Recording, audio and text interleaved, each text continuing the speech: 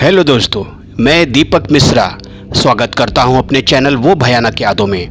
दोस्तों, अगर कहानियां पसंद आ रही हैं तो लाइक, शेयर, कमेंट, सब्सक्राइब और फॉलो अवश्य करें। हम अंधविश्वास को बढ़ावा नहीं देते। इन कहानियों को आप सिर्फ मनोरंजन के तौर पर सुने। बच्चे इन कहानियों को ना सुने। आज की कहानी है भूतिया इनाम। जी हाँ दोस्तों, वैद्य श्यामल प्रसाद चंपापुर गांव में कई वर्षों से गरीबों की सेवा कर रहे थे। वह जंगलों में जाकर जड़ी बूटियां इकट्ठी करते और उनकी दवाएं बनाकर गांव वाले सबकी सेवा किया करते थे। जो भी गरीब आता उनके दरवाजे पर वह उनका मुफ्त में ही इलाज कर देते। एक दिन उनकी पत्नी ने कहा, अजी हमारे बारे में भी कुछ सोचिए। हमारी दो जवान बेटियां हैं, 2 बेटे हैं। इनके बारे में आपने कभी सोचा? गांव वाले तो कुछ देते नहीं हैं, मुफ्त में दवाएं ले जाते हैं। कैसे गुजारा होगा हमारे बच्चों का क्या होगा? अरे भाग्यवान, चिंता मत कर, परमेश्वर बहुत दयालु है, वह कुछ न कुछ उपाय जरूर निकालेगा। और उसकी पत्नी मुंह बिचकाते हुए अंदर चली गई। रात्रि के समय श्यामल प्रसाद अपने घर में सो रहे थे, तभी दरवाजे पर ठक ठक ठक की आवाज आई। इन्होंने सोचा, इतनी रात गए कौन हो सकता है? और उन्होंने दरवाजा खोल के देखा तो 2 बड़े कदकाठी के व्यक्ति थे, कुर्ता पजामा पहने हुए। कौन है आप लोग? आप लोग को इस गांव में पहले तो नहीं देखा। वैद्यराज, आप चलिए, हमारे साथ आइए। हमारे मुखिया बहुत बीमार हैं, उनका इलाज करिए। आपकी जो भी फीस होगी हम दे देंगे। वो तो ठीक है भाई, लेकिन आप लोग हैं कौन? देखिए, आप हमारे साथ आइए। और वैद्यराज अपनी पोटली लेकर उनके पीछे पीछे चल दिए। थोड़ी दूरी में जंगल का रास्ता आ गया। अरे ये तो जंगल का रास्ता है, आप लोग कहाँ ले जा रहे हैं? कहाँ हैं आपके मुखिया? कहाँ हैं? आइए आइए, थोड़ी दूरी पर। और चलते चलते सामने एक गुफा आ गई। अरे इतने सालों से मैं जंगल की खाक छान रहा हूँ, यह गुफा तो हमने कभी नहीं देखी। आइए।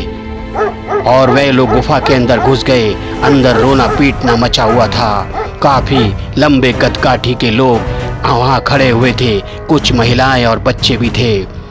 एक खटिया के ऊपर एक व्यक्ति करा रहा था, यही है हमारे मुखिया, आप इनका इलाज करें। और वह उनका इलाज करने के लिए उनकी नब्ज को टटोलने लगे और चौंक गए।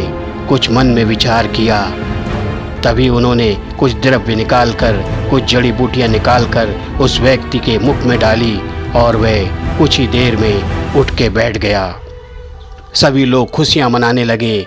वैद्यराज के ऊपर बहुत ही प्रसन्न हुए और जाने के टाइम इन्होंने एक पोटली दी। यह लीजिए आपकी फीस, यह हमारी तरफ से आपको इनाम है।